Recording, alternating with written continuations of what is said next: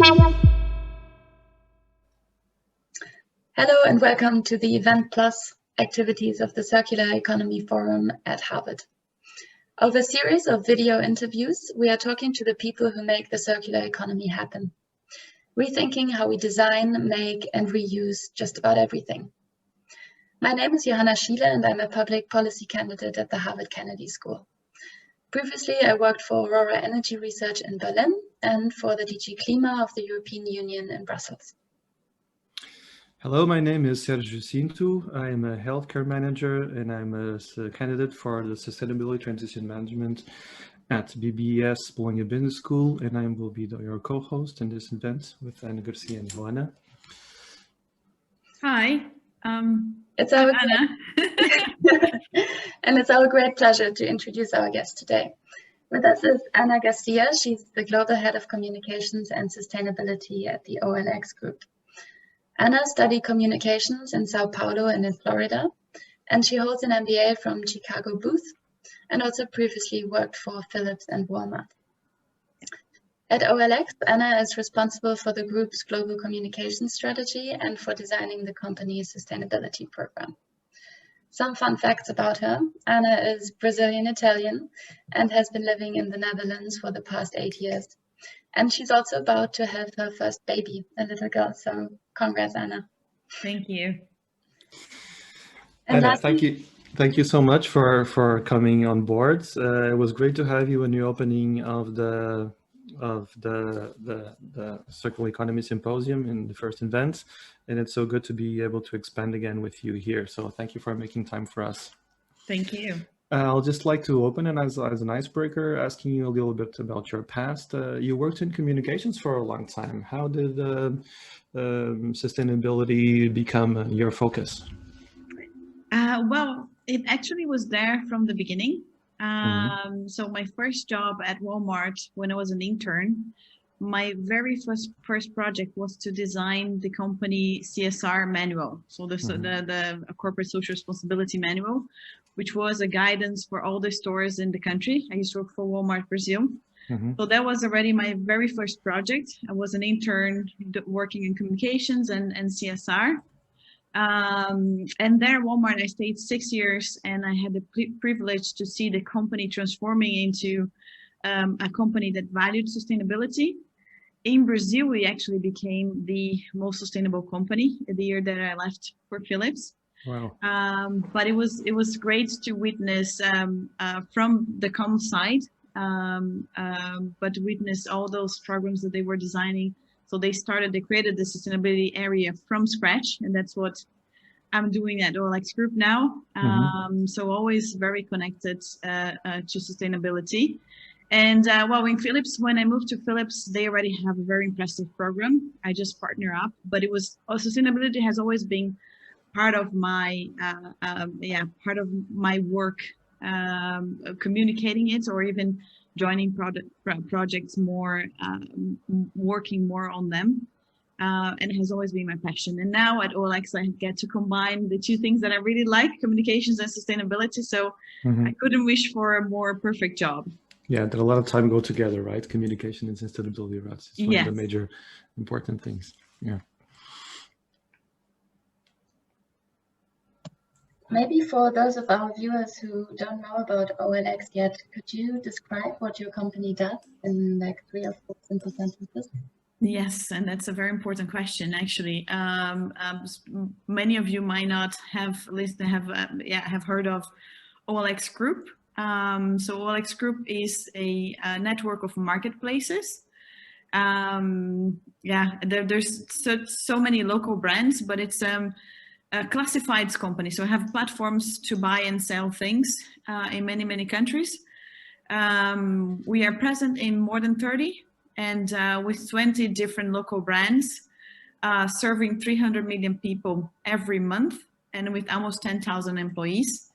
And the core of what we do is already something that makes us very proud, because once you have platforms that enable people to buy and sell things, you end up giving items, products a second, a third, fourth lives.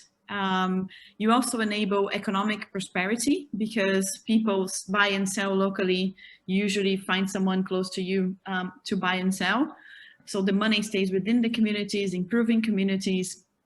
The environment benefits, of course, for the second, third, and third lives. So it's already a great business model to start with when you work on your sustainability program, and a very great company to work for. Great culture. Those 10,000 people are all with the same spirit, a can-do spirit. Yeah, combination of being a digital company, but also being fairly small, but with a very, very strong culture. Yeah, so Anna, actually IT companies, digital companies are super important for the circular economy and sustainability going forward, because a lot of digital and IT models will be important to for development of new business models for sustainability. How do you see sustainability in OLX? What are your targets and your commitments for the future? What are your strategies going forward? Well, we have three main pillars in our sustainability strategy. So of course, it's starting inside with employees. So our key pillar, the first one, is to make sure that our employees are the ambassadors of sustainability. And we chose especially conscious consumption because it's super related to our business. So education of employees and involving them in the programs is pillar number one. Pillar number two is to use our network and the reach of 300 million people every month to also foster awareness about the benefits of the circular economy. Today, it's not an appealing to people to go to our platforms.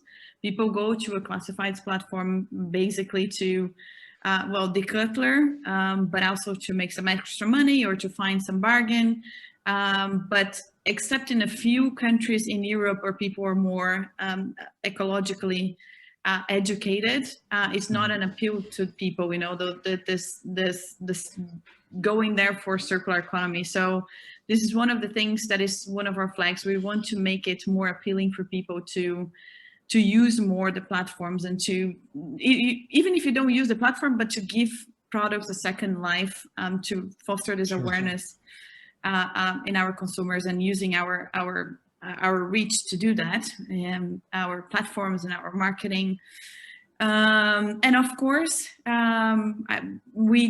we are passing through a transformation inside the company as well. So we recently relaunched our purpose that is completely connected to sustainability. So our purpose is to shape the future of trade, to unlock the hidden value in everything. So we are applying this unlocking hidden value to every process that we have, but also to people development.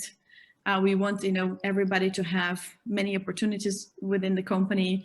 Inclusiveness is one of our core values.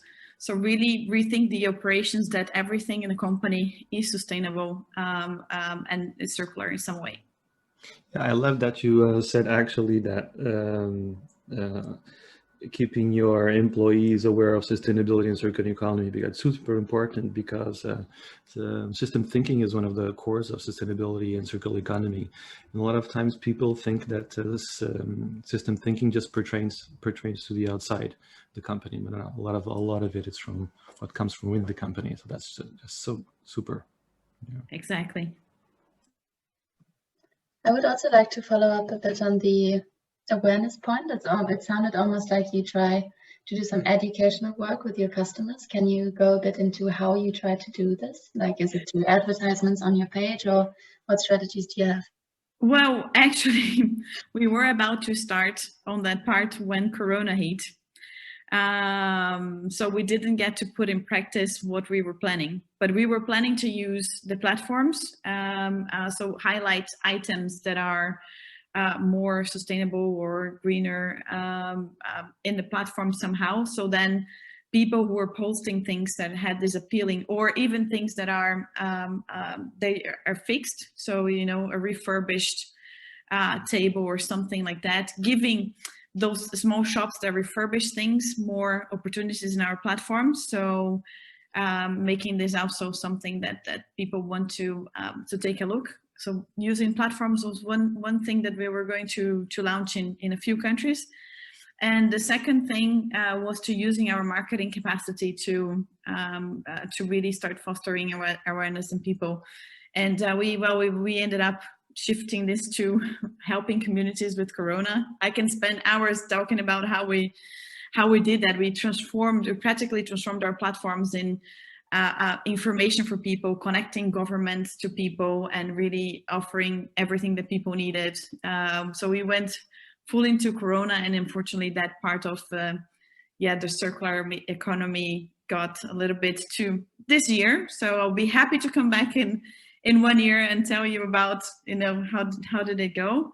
But yeah, we had to take some decisions that were actually we used our platforms in a way like to really help the communities, and it was very, very nice to see connecting people who were walking the dog for the elderly, or doing some shop for other people.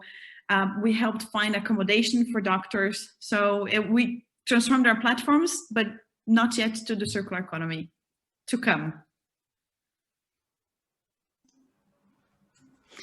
Well, that's great that you could step in also and use your platform just to help during these times and to pitch in. Still going about your environmental commitments and speaking a little bit about responsibilities. How do you measure your footprint? For example, carbon production from energy, packing. How do you manage waste and you measure your waste? Yeah, so the main thing for us is the carbon footprint. Also because we don't have too many offices, so water and waste is on the second step. So first we measure our carbon footprint, and we're trying to find. So this is the second year that we're measuring. So we're going to put some goals this year to see. And yeah, the problem is that it's not too fair, because this year we almost didn't go to the office. So I'm just we're breaking our minds, to see how we're going to set those targets in a way that it's meaningful to everyone. But we thought that this would be as an IT company, that would be where we could have the most impact in our carbon footprint. And by design, all our servers, which is where you have the most, where you consume more energy, are the greenest as possible. So we only use certified companies. We have a lot of things in Amazon, AWS, and we don't go to any country in a way with a platform that is not, the most sustainable one. So that was a good finding of our reports. And now we're checking what are the second and third ones. It used to be business trips, but now this year not anymore. And in the energy for the offices, it's not too bad, but quick wins that we also will take forward. And as soon as coming back to the office, also measuring the waste and water. But it's not, when you look at the business itself, it's not too material, but we're still going to have targets on them. Okay. Maybe a follow-up question on this. So I used to work in energy, and actually procuring renewable energy for big server farms, like from Google, from Amazon, was starting to become a big deal. So especially over-the-counter contracts between two parties, where rather than buying your electricity at the stock exchange, big companies that have huge servers would procure directly. Do you have anything like that, or anything like that planned? And the second question, I'm more interested about the reports that you just mentioned. So I saw that in 2019 you published impact reports, not just on what you did as a company, but also about the materials that you saved with the products that were sold on your platform. So maybe you can tell us a bit more about that. Yeah, so we don't procure in the stock exchange, as you were saying, is a little bit by default. We have global partners. So our cloud services, for example, and data centers are from one of those big techs. But as far as I'm aware, we buy from them. So I can check up on that, but I'm almost positive that that's what we do. And talking about reporting, so we have two types of reporting. So the first one is our carbon measurement from our operations. That one we do together with our parent company, and that's the second year that we are doing that. So we're going beyond the first year, the first scope. But as our business model is something that has already a positive impact, we've decided 2 years ago also to measure the positive impact of our platforms. And this was one of the ways we wanted to bring awareness to our consumers. So we measure the impact of giving a laptop a second, third, fourth life, and a cell phone, TVs, books, cars, motorcycles. It was a total of 8 categories. We are actually redoing this study for the 3rd time this year. And the idea is that to use this information to tell people the impact that they can have in our platforms is one of the things that we will talk to our customers. But we don't use one thing to offset the other. I think that's so the positive impact of our platforms is to really talk to our customers. And the impact of our operations is our obligation to deal with and to work on each one of the things that are causing impact to at the environment. We do not use one to neutralize the other, or the opposite. We use both to have a positive impact on people. Yeah, I think OLX is OLX, depend on the language. Is lucky enough also to have started with a model that is already in itself very sustainable in a lot of aspects. And we get the question a lot of times. We want to ask are you sustainable by chance or by intention? Well, yeah, that's a very good question. And I always start saying, well, we started by chance. So, which actually, you know, at the beginning when I joined, it was already, people were already proud of it. And, and it took me a while to say, well, it's fantastic, our business is positive, but we need to do something more, you know, and here's why. So sometimes being already a good model is not a good thing. But in our case, you know, 2 years after I joined, we started our sustainability program. The problem is never to let this, you know, the fact that you're already sustainable by business model, you know, let you from doing, you know, the extra work that we all need to do. So I think that we used, and we used our business model for you know, to improve it even further. And I think that's what's important. Yeah, just let me get back on track here with our thought in terms of questions. There's a kind of duality also here, because your business is also about buying and selling. So it's also in some degree incentives consumption. How do you, of course, at this point, I imagine you make it a point to explain to your customers. How do you specifically do that to point them toward reuse and to a circular attitude? Yeah, so I was actually thinking about this question, because it is contradictory, but at the same time, you can only give a second-hand product extended life if it's a quality product. You know, once you're buying things that's, you know, that are super cheap with low quality, it's almost impossible that you can use the platform to encourage it. So it is about buy and selling, and we want people to buy and sell more and more secondhand.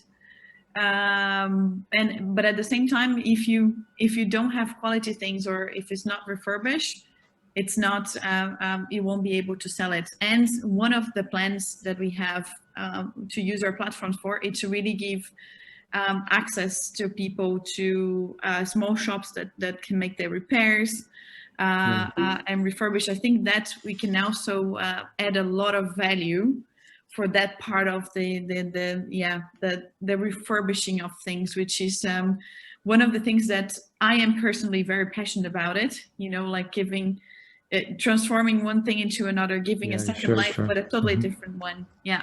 Yeah, keeping materials in the loop. Exactly. Yeah. I actually also have a maybe slightly difficult question, or at least I'm trying to wrap my head around it. Okay. So one of my closest professional mentors is also head of communications and sustainability at a retail bank. And he often says that the combination of these two positions is a blessing and a curse at once. I don't know how you feel about it, but how does it go together to always obviously communicate the most positive outside of your company, but at the same time be responsible for something material like sustainability? Yes, and that's a very good point. I think that the biggest trap that can happen, and I saw it happening before, is that once you handle both areas, you tend to use your communication just to talk about sustainability internally and externally. You give it, you know, as the most important thing in the company.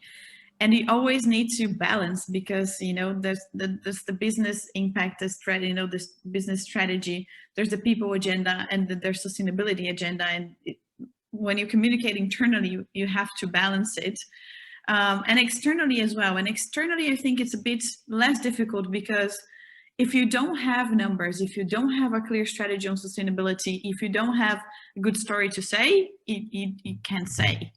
So if your program is not consolidated and sustainable, you're not credible enough to talk about it. So I think internally is where you have to be conscious, because I did a whole campaign on purpose, and majority of it was about sustainability. So I think that's where I need to be conscious about. I have to talk about the whole, you know, many other things, not only sustainability, but it's two passions combined, communications and sustainability. And externally, I think it's just to talk about sustainability, you need to know what you're talking about. Otherwise, you lose more credibility than anything else. So in this sense, I think that it balances a bit. What do you think? No, I think that makes sense. I think it's probably easier when you have a business model that's sustainable by design to a degree. So you sort of on a good track anyways. Whereas otherwise, if you're trying, otherwise the line to greenwashing can become thin and probably hard to navigate. Yeah. Great question, by the way. Let me get into another question that's super important for, I believe, for sustainability and for a circular economy going forward also. And a lot of times, as you know, there's the perceived environmental pain and the perceived pain of being sustainable or going into circular models. And so a lot of people nowadays, a lot of companies are still absolutely unable to see the value of being sustainable or adopting circular models. So are you able to, it leads me to my specific question, are you able within your business model to infer the value created by your circular economy aspect of the business? Do you have specific metrics? Can you allocate a specific return to circular economy or sustainable business? I'm going to try to elaborate a little bit more how I interpreted that. You correct me if I'm wrong, but I was even thinking about the different appeal to people of this business model. So, for example, our business in India, clearly circular economy is not an appealing for them to go to the platform to buy and sell things, and it's not something that I use to convince a consumer to come to our platform. Mm-hmm. But in Europe, there's more openness to that. You know, there are more people that are open and they see the value and, you know, in the circular economy and in the business model. For employees, you know, as we are, you know, changing our processes to really unlock value and to have everything more circular, even if it's a little bit more paying in the beginning, I can say that you know, people value that attitude. People value more those type of processes. You know, they understand the benefits, you know, more than the customers. And I think that for other stakeholders, for example, for shareholders, this is super important. So when you need a little bit more investment and other things that you have to go through, today is relatively easier to get those investments that you need because people are already brought into the benefits of it. So I think that, yeah, if I would say in general lines, I think still there is a problem because of the difference in the world between the most developed and the less developed, and how they see the benefit. But in companies, you know, in the stock market, and there's a big opening and a big welcoming to this type of attitude. So I see it more positive than negative, and the progress is going, for me, relatively fast. Could you maybe give an example of which countries that you operate in you can really feel a green bonus or a green revenue benefit of, like, where do you communicate it explicitly? We never communicated too explicitly, but we see that the countries in Europe, so we are in Eastern Europe, and Western Europe, we are in Portugal. It's one of our biggest ones. In Brazil, Brazil uses a little bit the conscious consumption appeal, and we can see that some people are turning to the platform for those reasons. Where it doesn't work today, India, Indonesia, Nigeria, we have an operation that is more for cars, but also this appealing of more ecological and circular economy, it's still not there yet. We didn't even try because it's still not there yet. But Brazil is a good case of a country that is, well, I'm Brazilian, so I know a little bit more about it. But they had it in their message, you know, that conscious consumption was something important. I'm not sure they measured how much, you know, took consumers to go to our platforms because of this message, but it was part of their core message. I think it is part of their core messages. I think since 3 years ago, 4 years ago, they're already using this message there, and it's something important. And Latin America, the rest of Latin America is a mix of being important, but also not the main driver for people to go to our platforms. Getting a little bit into measurement, but in a broader term, thinking about growth, and that growth is normally what people look for in companies, but it can be so much more. It's such a broad term. What does growth, sustainable growth, mean for OLX? Well, we use this, you know, sustainable growth, the growth that can come year after year without you having to something that doesn't depend on discount or short-term things. So from the beginning, since I joined the company and forever, they always looked at all the growth metrics in a very, very sustainable way. It doesn't matter. It's not short-term. It's always long-term. This is also something that's part of the company culture, and that's something that we do. We see our operations all around the world. So it's very, I cannot claim, you know, credit for it because it has always been there.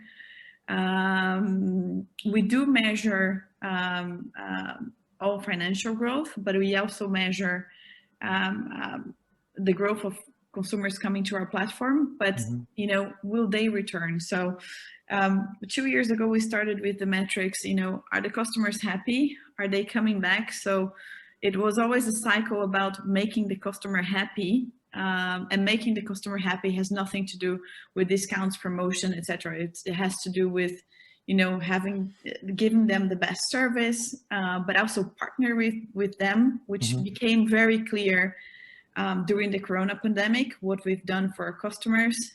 For example, we gave real estate agents cameras to make virtual tours. Like the 2 weeks from the pandemic, we're already starting to help them to become more virtual, bringing business online that were not to our platform. So this type of partnership was really evident this year, but it was something that was already, you know, part of this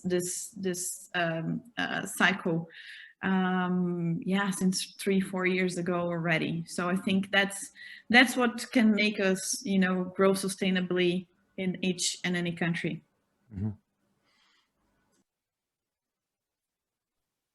We're slowly approaching the end of our interview time. So I want to ask Sergio, is there any last thing you want to ask? Yeah, sure. Actually, there always is something. Oh yeah, give me time. I was actually,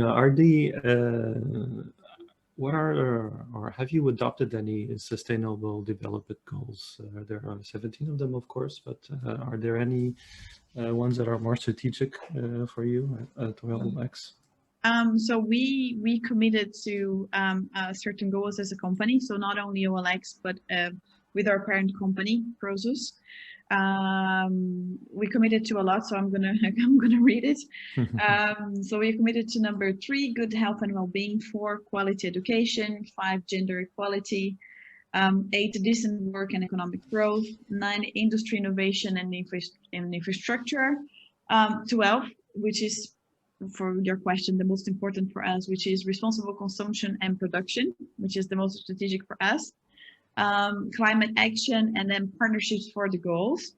So for us at OLX Group, the most important are definitely the responsible consumption and production, gender equality as well, but our program goes beyond that. Diversity and inclusion program for us is a big thing that we have, and climate action, of course. So for OLX Group is those 3, but I had to read all of them that our parent company is also committed to. Yeah, that's great that you have adopted as a group, because SDGs are such a great framework to work from and to be able to compare with other businesses. Yeah, definitely. Thank you. You're very welcome. Before wrapping up, I have to ask you a last question after the last question. Tell me. We want to keep the series going, and we're always looking for inspiring and interesting people to interview. So we were wondering if there's anyone that you met in your professional journey or in your private life who is especially inspiring in terms of their work in the area of sustainability or circular economy that you want to recommend to us. If not, that's also perfectly fine.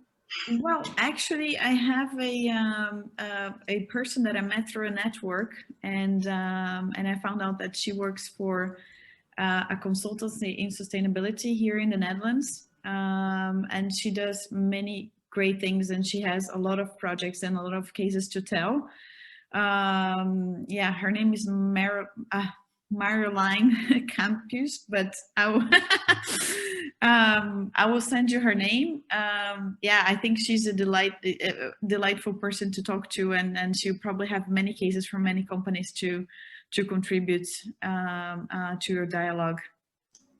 Sounds awesome. Yes, Anna, thank you so much for joining us today. It was a real pleasure. OLX shows us how we can reuse and lower material consumption, prolong product life cycles, and be a successful business at the same time. So thanks for sharing your insights. And I'm going to do a shameless plug here. So 2 weeks ago, we had the pleasure of hosting a talk with Harold Tebner, the Director of Sustainable Development at Philips. And if you like today's talk, you should check out that video as well. It's on our website, just above the one here. And also later this month, we will be hosting an interview with Jean Homeke, who's the CEO of MyTurn. So we hope you enjoyed today's session, and we wish you a great start into the new year. Thank you, Johanna. Thank you, Sergio. And yeah, happy to to continue this in a later stage. Thank you so much, Anna. Bye-bye. Bye.